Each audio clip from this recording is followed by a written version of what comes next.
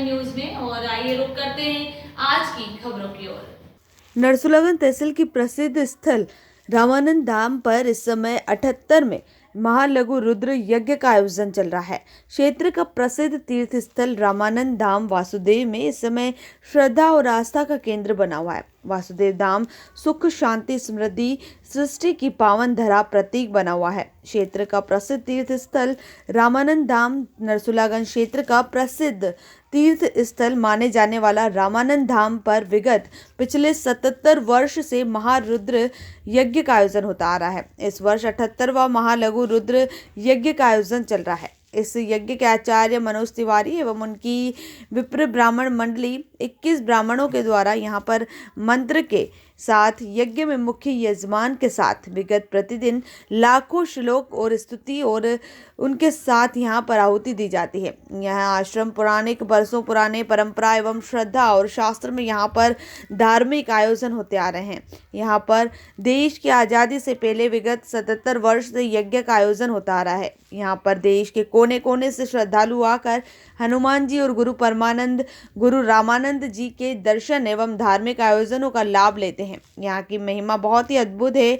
यह आश्रम वेदों एवं वास्तुशास्त्र के हिसाब से वर्षों पहले ही निर्माणात गुरु श्री रामानंद जी के द्वारा कराया हुआ है। यहाँ पर हनुमान जी का मंदिर एक अलौकिक शोभा और शक्ति से विराजमान है। साथ में सदगुरु श्री गुरु रामानंद जी हनुमान जी के परम भक्त थे। उनकी भक्ति और शक्ति उनके तपोबल से अपनी कुटिया में विराजमान है।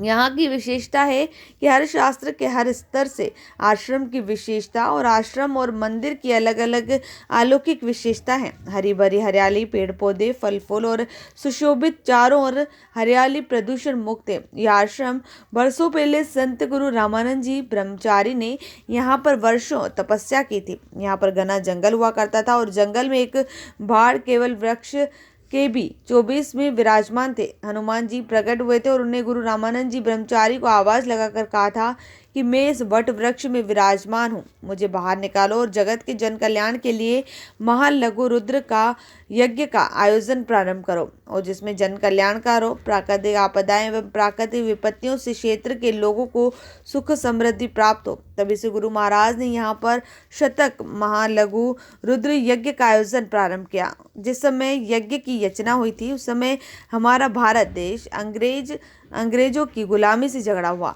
था। तभी से यहाँ पर इस विशाल यज्ञ का आयोजन चला आ रहा है, जो आज विश्व कल्याण के लिए गुरु महाराज की प्रेरणा से और हनुमान जी की कृपा से विगत हिंदू वर्ष के शास्त्र के हिसाब से तिथि और शास्त्र के हिसाब से ये यज्ञ तिथि में दिन में आयोजित होता आ रहा है। यहाँ पर पंचांग के आधार पर तिथि फिक्स होती है। वहीं तिथि पर यज्ञ का आयोजन हर साल इसी तिथि से प्रारंभ होता है और उन्हें तिथियों में यज्ञ की पूर्ण आहुति होती है, जिसमें देश के कोने कोने से श्रद्धालु पधार कर अपने जीवन को यज्ञ दर्शन और आहुति से कृतार्थ करते हैं।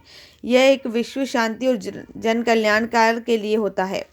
नरसुलागंज से रामनिवास यादव की रिपोर्ट।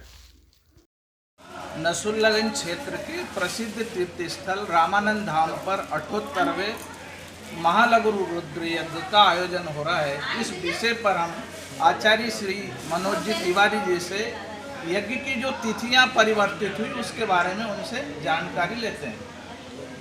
अपने यहाँ लगभग श्री रामानंद जी ब्रह्मचारी द्वारा ये स्थापित यज्ञ की परंपरा जी चैत्रवदी द्वादशी से लेकर के वैशाखवदी पंचमी तक, चैत्र सुदी द्वादशी से वैशाखवदी पंचमी तक अनवरत 76 वर्षों से चली आ रही परंपरा।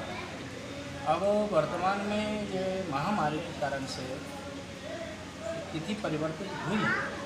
तो तिथि परिवर्तित अभी वर्तमान में ही नहीं हुई है महामारी के कारण से। इसके पूर्व में भी अपने यहाँ जब ग्रहण पड़ता है पूर्णिमा को तब भी तिथि परिवर्तित हुई है। तो विशेष करके ये बतलाया है कि यज्ञ वही श्रेष्ठतम कर्म। यज्ञ तो हमारे सनातन में श्रेष्ठ कर्मों में से एक कर्म है यज्ञ करना, तो है ना। और यज्ञ का तो जो फल है वो मार्गशीर्ष में, वैशाख में और फाल्गुन में, चैत्र में सभी उसका फल तो समान है। अभी के लिए इतना ही। लगातार खबरों के लिए बने रहिए IBN 9 न्यूज के साथ। नमस्कार।